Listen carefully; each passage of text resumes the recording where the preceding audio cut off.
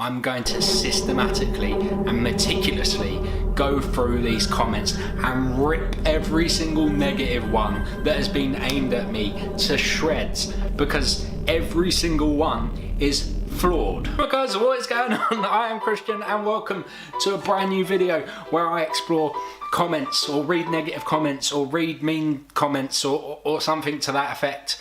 On the video When Drivers Fight Back, London 2018, Ride London 2018.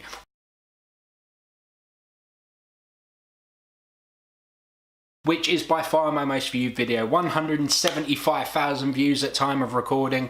Oh, this video's caused a lot of controversy. But before I get into it, please hit subscribe and drop a like on this video if you're in support of me. Dislike if you're not. My new series is going to be called Uncommon Sensibility, which looks at politically correct culture and tears that apart as well. So if sarcasm and satire, what you're interested in, make sure you hit that subscribe button. I promise you it will be worth it, and it's free. And hit that like button as well because it helps me out. Anyway, without further ado, let's get into ripping apart these people in the comments. Right, so rather than go through every single comment, although there is a bit at the end that you're not going to want to miss, that I've selected some stupid comments that have ranked so high up that I just had to include them. I'm just going to give you general answers to the hundreds and hundreds of comments. I think at the last time I've counted, there's about 650 comments. 3/4 of them are negative. I'll tell you why, because this video was listed on a site called Piston Heads and a couple of other car websites, so they all came flooding over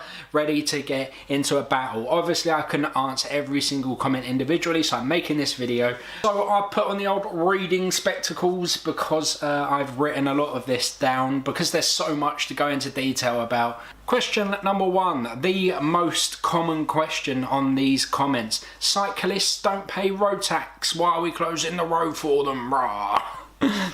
I am going to blow your mind. Road tax was abolished in 1937. 1937. Road tax hasn't been a thing since 1937. Nobody pays it. What you're thinking about, the people that say, why are we letting cyclists close down the roads, they don't pay road tax, is vehicle exercise duty. You know, that little thing that came in the circle that we put in the front left of our car, that we now pay for digitally, or we don't have a physical manifestation or representation of it. I'm not angry. I am angry. The vehicle exercise duty actually goes into what's called a consolidation fund. Actually, the roads are in the majority funded by council and general taxes that everyone pays if they live in a house. Do you know what the funny thing is here? I don't even cycle, I drive. I'm just looking at this from a common sense point of view, because apparently common sense are lacking a lot in those comments. The argument of road tax is inherently flawed whatever way you look at it.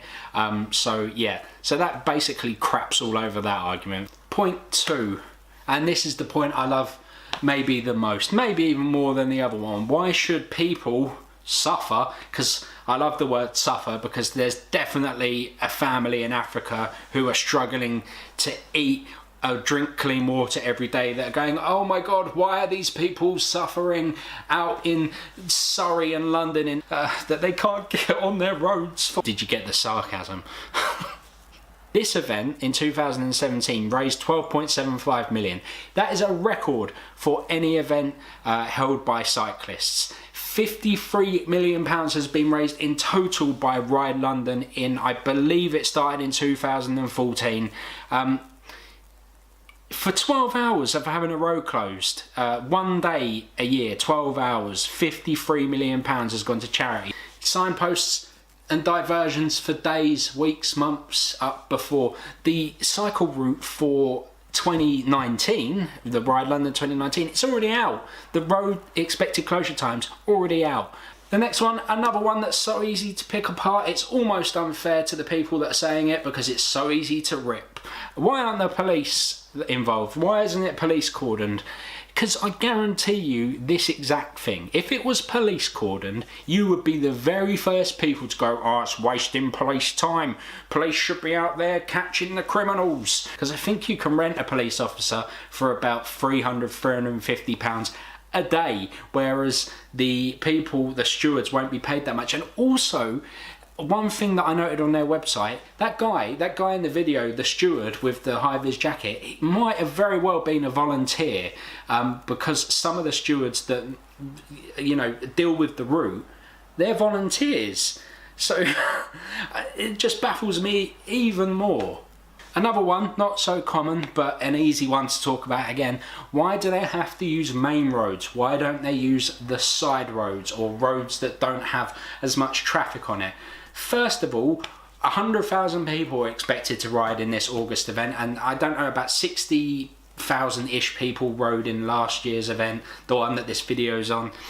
Might be a little cramped going up very small side roads, might be a little cramped. And also, side roads are there specifically for residential areas, like shops aren't usually, you know, bigger shops aren't usually on side roads.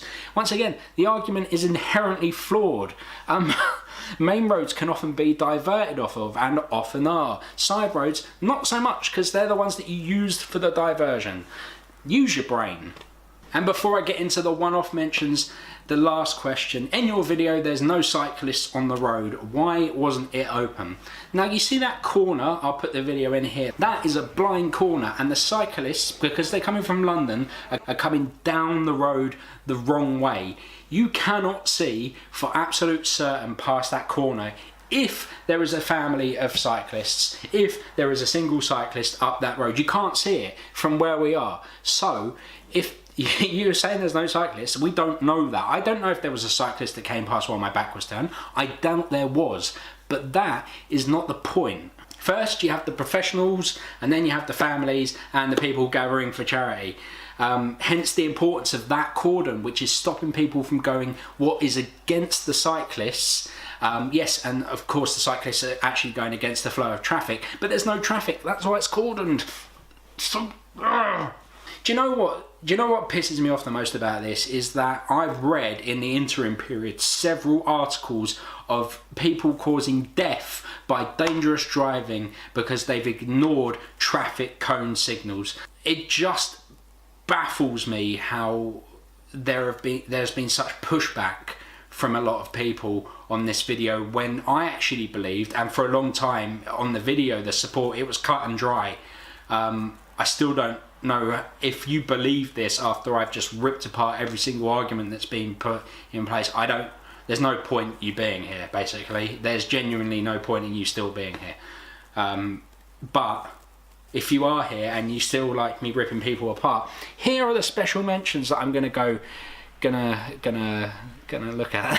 These are hilarious. Mark Lads, this is a good one. He says, just beat the shit out of the do-gooder drive through. By do-gooders, he obviously, because he's saying drive through, he's talking about us guys on the right side of the cordon. He actually, in his comment, he actually uses the phrase do-gooder, which would imply that the people on this side of the cordon are doing the right thing. Do-gooder implies that they're doing the right thing. And he's saying, just beat them up and drive through. Oh my God. Next one is from MKRM27. He says, the young guy just trying to do his job is not trained to obstruct vehicles by walking in the road around moving vehicles. If he was hit by a vehicle, then his employer would be responsible. If it's a volunteer, then it's not his job, is it? Yes, that's the important thing here. Who would be culpable? Who would be responsible for him if he was hit by a car? Let's not worry about the car hitting him. Let's worry about who would be culpable for it. It wouldn't be the person in the car, because clearly it's not their fault. It might be the employer or his fault if he volunteered. Next one, Roberto Carlos, he's chimed in. He says, charity begins at home. 53 million for charity. Name one person you know who's benefited from it. Charity's pointless, guys. Sorry, yeah, that's it. Right, we've got to go now. Charity's pointless. Charity's pointless. That's what this commenter Roberto Carlos says.